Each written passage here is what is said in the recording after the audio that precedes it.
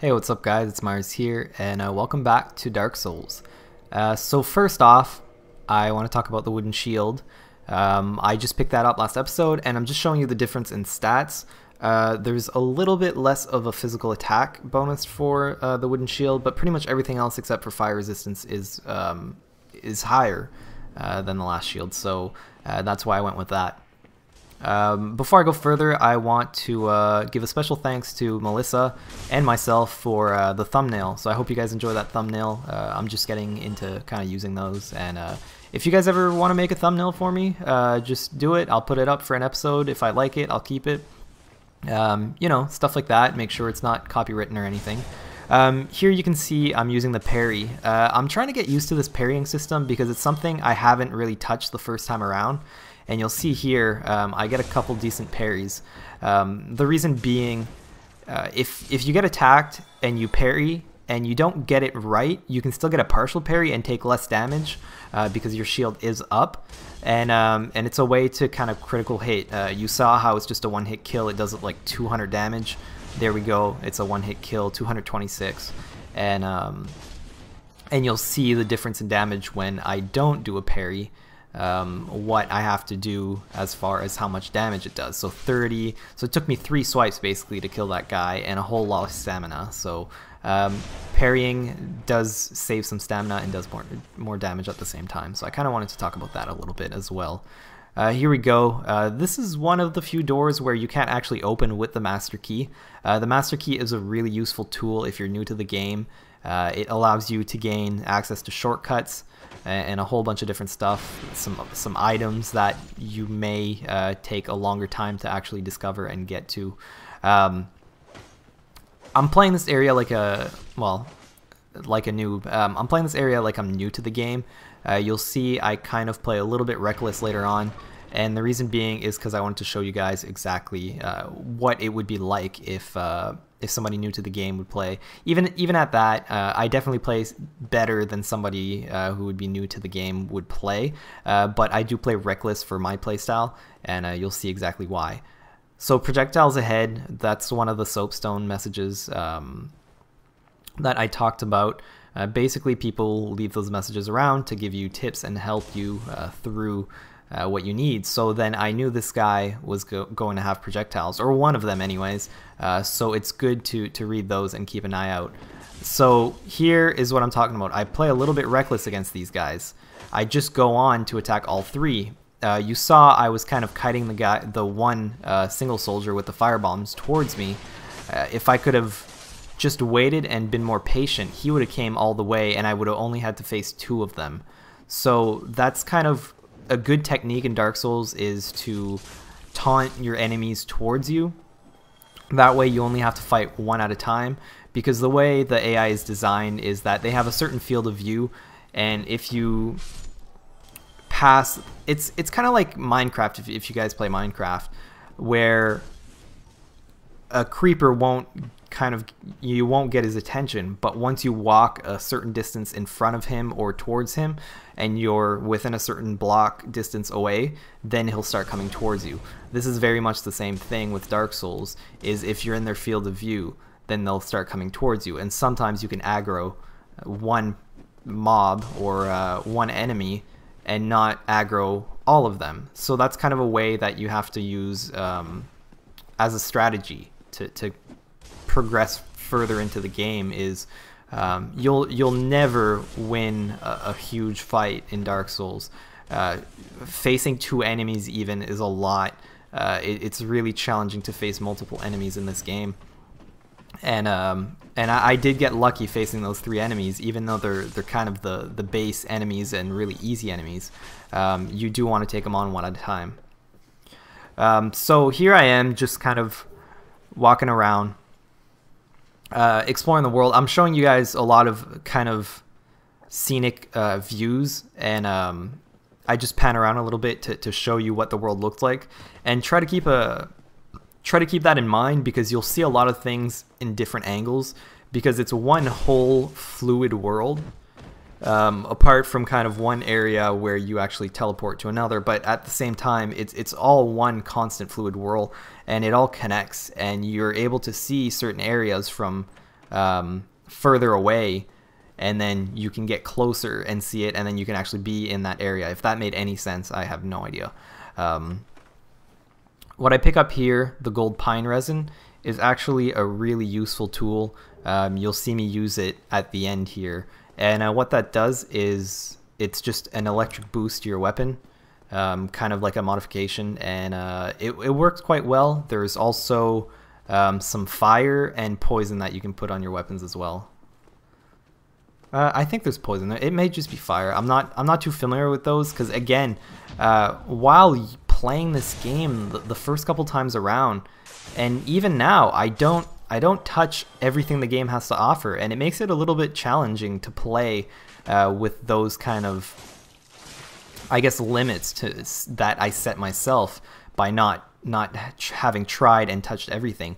Like there are definitely certain enemies that are weak against the kind of lightning, the gold pine resin, and same for the fire. Some will damage enemies a lot more with fire, and by not experimenting, I didn't get to see while playing what was better. And the game is all about experimenting and really trying new things. So there's always new things to try, and that's kind of what I'm trying to say here, is that I still haven't done everything. So I'm going to show you an enemy here in a second. He is really, really tough. For me, anyways. The Black Knights, which you've seen in the beginning, the first cutscene in the last episode, Gwyn's kind of army of Black Knights. And they're a really easy foe to fight when you're finishing the game, but in the beginning here, they're really tough. I had a lot of trouble fighting him. I probably had to put in a good 20 to 30 hours in the game before I was able to fight him. And the reason being, one is in Dark Souls you always want to fight in an open area, unless otherwise advantageous to you to be in a smaller area. So that was a tough thing to get him into a larger area. So that was kind of my challenge. So here you see I use the master key to get here. This is not available until later on, and you'll see exactly why. This guy, Havel, Havel, he is one tough son of a bitch. You can see there he's got a huge club, the Dragon's Tooth. He's fully armored, and he is really tough. And I make a mistake here, but it does kind of teach you the beauty of the game and how delicate it can be. So I know that he'll follow me up here. I wanted to give you guys a good look, and then I missed the door. So you can see his attack's really slow. I know if I go out here, he won't follow me anymore. There's some kind of restraint that he doesn't follow you, and then he does the moonwalk out of there. Now I thought I was safe here, and I decided to go upstairs and do something, and you'll see exactly what happens. I wasn't 100% smart, but it's okay. I wanted this to happen anyways. There's a dragon there, a twinkling titanite dragon, or lizard, sorry, and Havel followed me. One hit kill with this guy. He can do that even when you're leveled up really high. Havel will kick your ass. Really, he is one strong son of a bitch, like I said. So there I lost my souls where I was, and you remember this is about 8-9 minutes in, so I have 8 or 9 minutes more or less of progress to make to get back there. So that's kind of the challenge in Dark Souls. If I don't get back there and I die, then I lose my souls completely, and you'll see this is exactly what happens. I'm not gonna say I'm not gonna spoil it, but I definitely do the dumb thing, and I'm not careful, and I lose my souls. And that happens in Dark Souls. So yeah, I hope you guys have been enjoying this. It's been nice to kind of go play again and have some fun here. So sure enough, I get hit by the fire. This is the second time this happens where I just get hit by the fire, it stuns me, and then that guy was able to finish me off real quick. I've cut a lot of these loading screens out because I've noticed that I can save some time in the video if I cut the loading screens. So I just did a quick edit to the screens. I let that guy hit me because I wanted to see how much damage they did exactly, and you can see it took almost a quarter of my health, just a regular guy hitting me. Havel took my whole health away, and it was kind of a good indicator to see how much exactly I would lose. You recovered, so that's what happens when you gain your souls again after having lost them. And as you saw, it was exactly where I dropped them last time. So eventually I'm going to upgrade from my dagger, but I'm not sure exactly when I'll do it or what exactly I'll use. The reason being is I kind of want to test it out a little bit because, like I said, this was new to me. And here I go playing a bit more cautiously. 3 guys, as I said earlier, it's not a good idea to face all 3. So if you can get one at a time and go for a backstab, what happens is the backstabs give you kind of invincibility frames where you can't get hit at all while doing the backstab, and you get a split second afterwards. So I was trying to actually backstab that guy, but I got lucky with the triple hit. What you want to do in this case, if you're like this, you want to play on the defensive side, and you want to dodge a lot.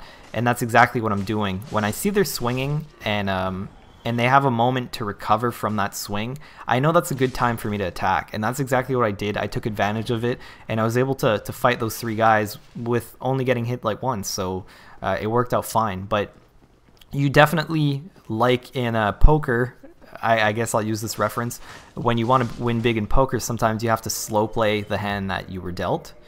And what that means is you don't kind of give in to your you don't show your strength. And in that sense, I kind of slow played those guys where I knew I could hit them, and I knew if I got them together that I could hit all 3 of them. So I just kind of slow played it a little bit, and I got the kills without getting hit, basically, while being cautious.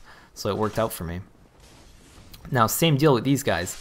I know I can get in trouble here because it's just a really narrow passage. So this is me playing a little bit more cautious, playing one guy at a time as much as I can and not getting them all together, because I want to make my way back to where I was, and I don't want to use a lot of Estus Flask because there is a boss coming up.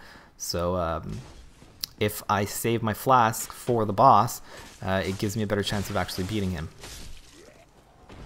And no, I will not face Havel this episode. I'm going to wait until I'm able to level up my character, which I think I'll do a little bit of next episode, or maybe episode 4, depending how well it goes.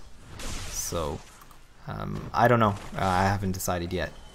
Sorry guys, I had a quick cut in the audio because the recording froze while I was recording my audio, so I had to kind of do another take. But it's fine, it's still the continuation. You see there I missed a parry and it cost me big time. I actually lost half of my health with 2 hits. So I was kind of like, alright, I'll be cautious, and then sure enough I wasn't cautious and I got hit again. So it just basically, like I said, it shows you just how much health can actually be taken off. And I was actually going to try to parry this guy. I realized, no way, I'm going to get my ass killed. But yeah, as I was saying, the level ups. Oh, you'll notice here actually, there was a trap last time. The traps don't actually respawn. The enemies respawn, but some of the traps and stuff, they actually don't. So it's a good way if you die kind of when you go back, you're not going to have that trap. There's not a ton of traps, but I think they're placed quite well. So this crystal lizard, I'm going to kill him. The reason being, he gives you some important items that when the game got released before patches and updates, you weren't able to get Twinkling Titanite in any other way. You had to actually kill those, and there's just a set number of those in the game. They don't respawn once you kill them. So, so those crystal lizards were very valuable. Now with patches and updates, you can actually purchase those Twinkling Titanites through blacksmiths in the game. So it's no longer kind of I guess a big deal to actually get them, but it is worth getting it since you get it for free. Otherwise you have to pay some souls for, and you can see some of the souls are a little bit harder to acquire in the beginning, so it's kind of nice to have. So here you go. I'm going to equip my gold pine resin, and I'm going to face the boss. He's actually a pretty tough boss if you don't know how to handle him, because this bridge is actually pretty narrow, and you're only able to face him here. But there is a trick, and I will show you that. And if you use this trick 2-3 times during the boss battle, you can get rid of him without even being touched. You see there, I didn't even heal before the battle. I was confident that I could get him. All you do is climb up this ladder. He's not able to climb up right away. If you take too long, you're able to climb up. So what I did was I used my gold pine resin, and that's a big damage boost. So basically I could have done that twice and gotten pretty much him down to almost no health, or do it a third time and get him killed. All you gotta do is kind of run back all the way to the other fog gate, as you saw behind me, where I am now. You might be able to see it. There it is. But I decided to just spam attack him, dodge him a little bit. Basically, the dodge is very, very important in Dark Souls. If you can get the hang of it, you can get out of a lot of sticky situations. Just like he had hit me and I hadn't dodged it in time. But after that, I was able to pretty much dodge everything else. And if you get used to dodging, it's going to be really handy and it's going to save your life. So I decided to stick with that and attack him more and use that gold pine resin, because as you can see, it doesn't last too long. So if I was running back and forth to actually climb that ladder again, then it wouldn't have lasted long enough for me to use it every time. So basically, I took advantage of it, attacked him, and it worked well. So I am arriving to the end of the episode. I'm going to talk to this guy, Solaire, which is a play on Soleil, which Soleil in English is sun. So Soleil is the French for sun. But yeah, and interesting enough, this guy more or less is a companion. He's really cool. He doesn't like follow you around, but you're able to summon him for boss fights. And I think I'll show that for the next big boss as well, because I really do like this guy. I like his character, and by reading what he's saying right now, and later on as well, you kind of follow him into a journey, and you see he's on a journey as well as you are. And he's a really cool character. I really like him. He's probably my favorite character in the game, apart from possibly a pyromancer, which really intrigues me. But he's really cool anyways. So I'm just agreeing to help him. He gives me a white soapstone, which is used to summon people, and I'll go into that later on when I do use it. For now, I don't want to talk about it too much, but you're able to play cooperatively, and you can summon people into your world, and you can go into other people's world, and that's what that soapstone is used for. So it's really cool. Dark Souls have got a really cool multiplayer. You can see there, engage in jolly cooperation. He's telling you, or From Software is kind of hinting like you can play co-op with this. But if you don't read and you don't pay attention, you can miss it completely and never even know there's some co-op in this game. So it's really cool. It's definitely really cool. So I'm just going to walk up and basically leave you off at the bridge, and I'll see you next episode. I hope you've enjoyed this. If you did, leave a like and comment. If not, a dislike and comment. And if you're not already subscribed, just hit that button. And if you know anybody who likes it, please share the video. It really helps for me to get kind of views and a widespread audience. So that's kind of the notion there. So again, guys, thanks for watching. Bye.